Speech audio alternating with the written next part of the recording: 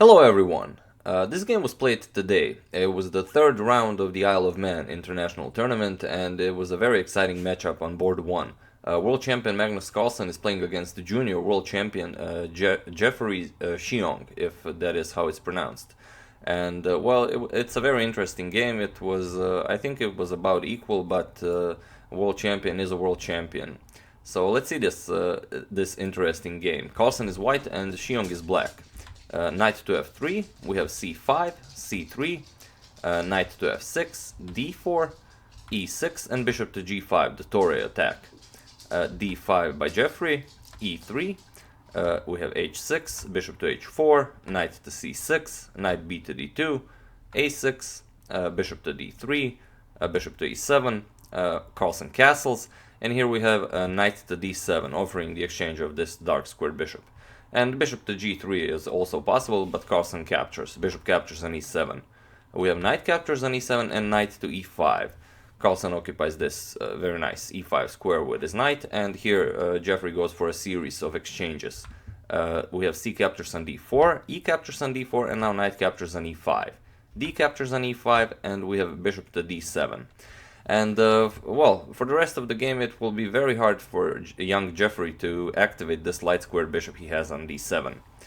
Carlsen goes rook to e1, adding protection to this e5 pawn, rook to c8, and we have knight to f3, adding even more protection to the e5 pawn. b5 by Jeffrey, and we have h4, and Simon Williams was very excited when he saw this, when he saw Harry moving forward. We have a5, preparing b4, and now a3. Queen to b6, again preparing b4, and we have queen to d2. Now pushing b4, c captures on b4, a captures on b4, and now a4, of course not capturing on b4. We have rook to a8, attacking the a4 pawn, and Carlsen plays b3. Now completely locking off the queen side, and he created this very nice passed a pawn. And well, besides that, he's now he's not allowing Jeffrey to activate this light squared bishop again, because this, well, a4 pawn stops him from going to b5. He can go to c6, but he's not really gonna do much there. Maybe bishop to c6 or c8, and then somehow going to a6 could be activate. He could activate it like this to maybe exchange this strong Carlsen's bishop on d3. So Jeffrey castles here, and we have rook 8 to c1, rook f to c8, and now h5. Here he goes further. King to f8 and g4 by Carlsen. And now rook to c3, probably going for doubling up rooks on the c file, and well, depends on what Carlsen plays, maybe even capturing this b3 pawn. But Carlsen doesn't allow this, he pushes g5 immediately. We have h captures on g5, and now Carlsen plays rook captures on c3. So b captures on c3 is, well, of course necessary, and now queen captures on g5. And what's the idea here? The idea, of course, is pushing Harry to h6, and well, this has to be stopped. And how do you stop this? Well, there are two options. You can go knight to g8, or you can go knight to f5. Knight to g8 was a better move, but Jeffrey played knight to f5, thinking probably that if bishop captures on f5 and e captures on f5, then this would be good for black, as the queen from b6 would be defending the h6 square. But he missed a very nice tactic by Carlsen. So he did. He played knight to f5. We have bishop captures on f5, e captures on f5, and now the move Jeffrey missed, as he was a lot lower on time than Carlsen. Carlsen plays e6, and this is a very nice move. Carlsen sacrifices a pawn, and what he does with this is that, well, he cuts off the queen's defense of the h6 square. And, well, okay, you can capture the pawn with f captures on e6, but this would weaken your king even more. So bishop captures on e6 is played. And now, of course, h6.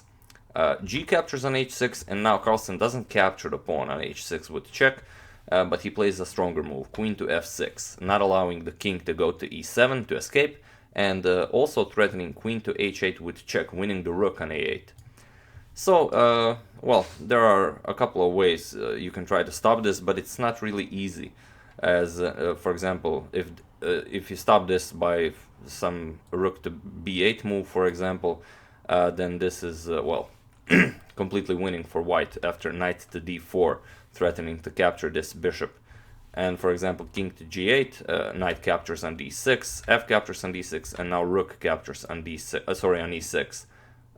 Queen to b7, queen captures on f5, threatening rook to g6, and well, there really is no defense to this. Queen to f7, rook to g6, king to f8, and well, rook to f6 wins the queen, and black doesn't have enough time to push this c pawn.